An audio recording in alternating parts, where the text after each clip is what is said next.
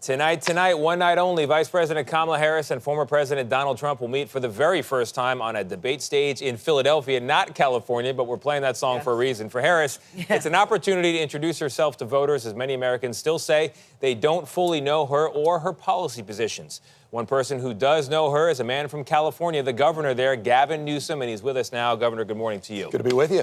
Thank you very much for being here. Game day. I want to acknowledge it is game day. It is game day. Come on. It's a strange kind of day, though, here, because on the one hand, Kamala Harris has all sorts of policy holes and policy changes, and I want to ask you about that. But on the other hand, Donald Trump is not a regular candidate. His presidency ended in a bloody riot at the Capitol. Just last week, he's talking about flirting with abuses of power, arresting people on charges of cheating, which have not been proven. So what does she do this evening? Does she define herself, or does she work to redefine or define him? Well, I think she still has work to do, and the opportunity presents itself to reintroduce or introduce herself to the American people. And I think people are desperate for that. They want to know her why. What's the motivation? Why she's not just the Vice President of the United States, but why does she want to be President of the United States? So that's an opportunity anew, but she's fresh air.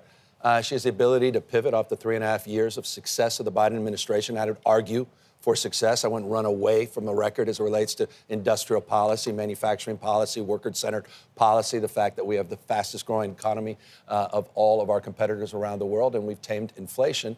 At the same time, she's got a paid and compelling vision for the next 4 years, and she has that opportunity tonight. But this is tricky, because you can say that, you can talk about success, but a lot of people don't feel that.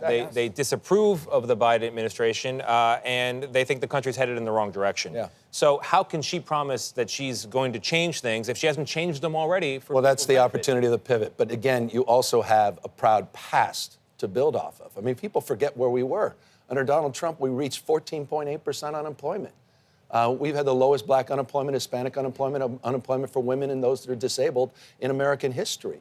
We've seen a remarkable American comeback in this country. Manufacturing jobs, 740,000 new manufacturing jobs, supply chains coming back home, the CHIPS and Science Act, the most significant environmental agenda and policies in American history. I mean, we're making progress, more energy independent than we ever have in our lifetime. So we were set up to dominate in the next decade, 2 and 3. But the opportunity is exactly right. There's been inflation scars. That's real. She's got to acknowledge that. And obviously that's going to be a big part of this debate, the issue of economy, but the issue of cost of living. And she has taken that on as it relates to her policy agenda, her focus, and that's the compelling future. That's where she can turn the page on the last few years and talk about things that Joe Biden, as the incumbent president, cannot. And that, again, is the opportunity as well this evening. The Harris campaign keeps saying that they are the underdogs. Do you think that's true? Coming out of the convention, I heard many Democrats say, we got this, we got this. Everybody left out of Chicago feeling on such a high. Lately, you look at the polls and people keep saying, yeah, but who is she? What will she do differently? Everybody says we know who Donald Trump is, and for many people, he's still a very attractive candidate.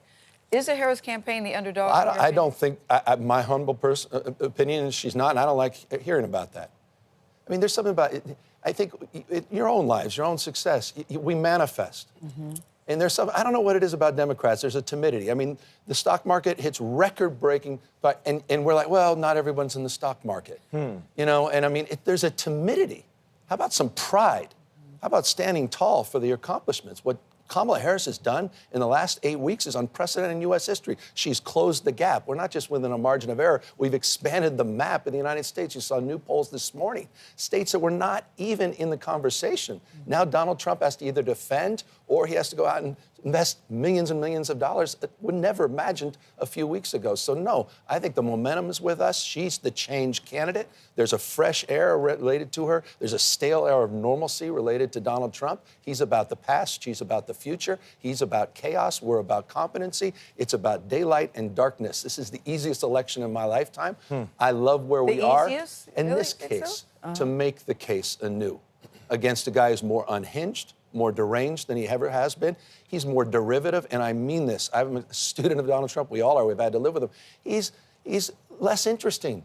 I mean, listen to these rambling speeches for hours and hours. His audience is even losing him. People are walking out. He's literally, listen to what he's actually saying and how he's saying it. The monotone nature, his economic speech. How about the answer on child care? And you're talking to me about families in America, and you're talking about cost of living. So I think she has a remarkable opportunity. Governor, as Gayle mentioned, there are some voters that feel like they don't know who Vice President Kamala Harris is. And sometimes when it comes to campaigns or even debates, it's about narratives. Narratives you think that are going to win and narratives that someone may try to spin on you. What does she need to say about herself? You've known her for over 30 years. Literally.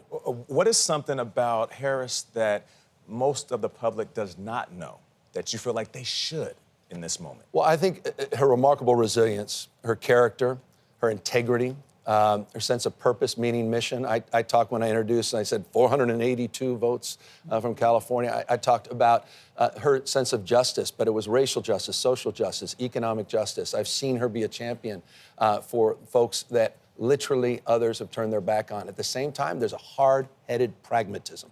She's tough as nails. Is that why she shifted positions on so many things? She's modestly shifted positions, but you got to give me a break. How about the flip-flop flip of Donald Trump on abortion, the flip-flop flip on marijuana, TikTok? Remember that? He was against it before. This is a guy who said, I'm going to reduce the debt in the United States, increased it by $8.4 Should trillion. she be out there more letting people know this? Because people think she's running from the media. She doesn't want to sit down. Listen, that changes tonight, I know, but should she be doing more interaction? I think this tonight to me is the beginning. Tomorrow morning is the beginning of the campaign anew. Okay. I mean, this debate sort of sets a tone and tenor, and now folks are going to tune. I imagine this will be the most watched event of its kind, arguably in history.